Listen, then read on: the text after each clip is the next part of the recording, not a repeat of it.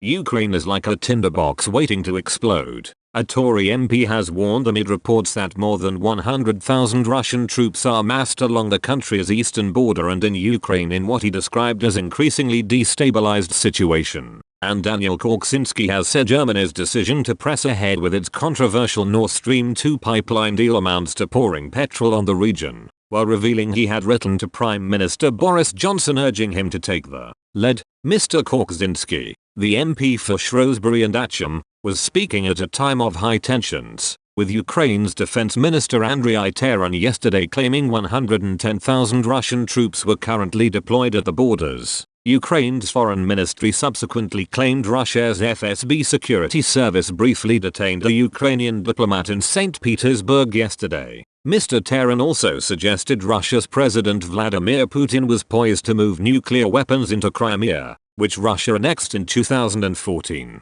prompting the West to impose sanctions that remain in force to this day. Polish-born Mr. Korczynski told Daily Express, "Let me put it like this. The situation is like a tinderbox. The Germans are pouring petrol, and it could explode, and the United Kingdom's government seems to be mute. That is wrong," referring to Nord Stream 2, an undersea pipeline which would bring gas straight to Germany, bypassing the Baltic states and Poland. He added, "I think the British government's lack of public challenging this project through sanctions, which is what I've called for, is actually undermining Britain's role on the continent of Europe with many of these countries. What we're hoping for beyond what we're hoping for is that in September's elections, the Greens, who are currently polling 20% in the opinion polls in Germany, will become a partner with the CDU, and the Greens will make it a condition on entering the coalition to say, you've got to stop this project. It's likely to happen, and what Britain needs to do now in advance of the elections is say we intend to join the American in imposing sanctions on any company involved in this project."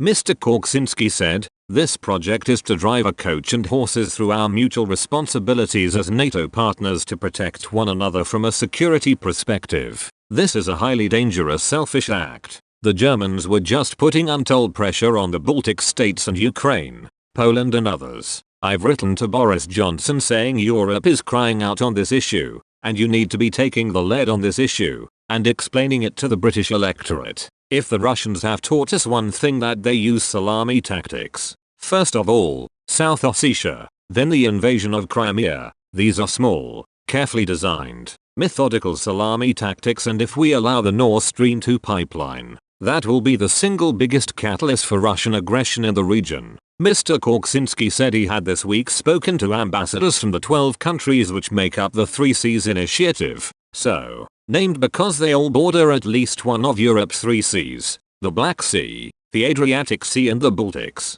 All are members of the European Union, and all except Austria are members of NATO. Mr. Korczynski added, "There is a different narrative emanating now from the Three Seas Initiative, which is in stark contrast to the Franco-German axis, which has controlled the destiny of our continent for perhaps far too long. In this post-Brexit era, the recurring theme that we've heard from these ambassadors is that the UK may have left the European Union, but they see us as a key player on the continent. Because we are a permanent member of the UN Security Council, because we have the largest number and the best armed forces, because we are the 5th largest department in the world. So it's essential that the United Kingdom now fulfill those expectations by taking the lead in challenging Germany over their highly inappropriate behavior that their country is pursuing directly with Russia. It's smack in the face for NATO solidarity," Mr. Korczynski explained. Ukraine receives $3 billion a year for transit for gas transiting its country, and that is an essential boost to its economy, but Germany's selfish action will be the biggest threat to Ukrainian energy security,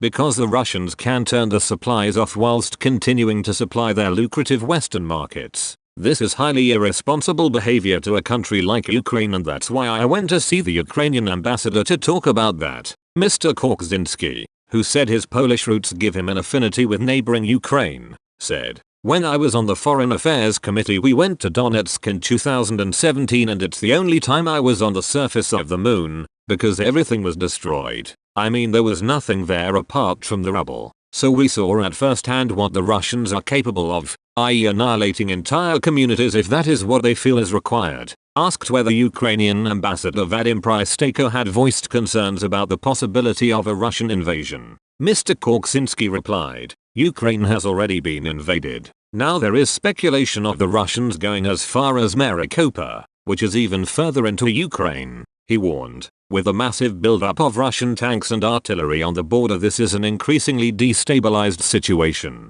With Nord Stream 2 pipeline, the Germans are giving the Russians a get-out-of-jail-free card. It's a huge amount of leverage because the Russian economy is in trouble. Their single biggest export is gas. Because their economy is in such free fall, they desperately need to export this gas to Europe. Unlike Germany, the UK was acting very sensibly, Mr. Korczynski said, by importing liquefied gas from Qatar, Norway, America, and other countries besides Russia. He added, "I think the Germans need to follow the British example, which is not to buy gas from a country which is the biggest single threat to NATO. It's illogical, and it's also putting Ukraine in a very invidious position for blackmail over its own energy supply. The Russians could turn the taps off tomorrow. They can supply Western Europe through this undersea gas pipeline, and in any future confrontation with Ukraine they don't need to fire a single shot. They just turn off the gas supplies. All the incubators and the hospitals stop working.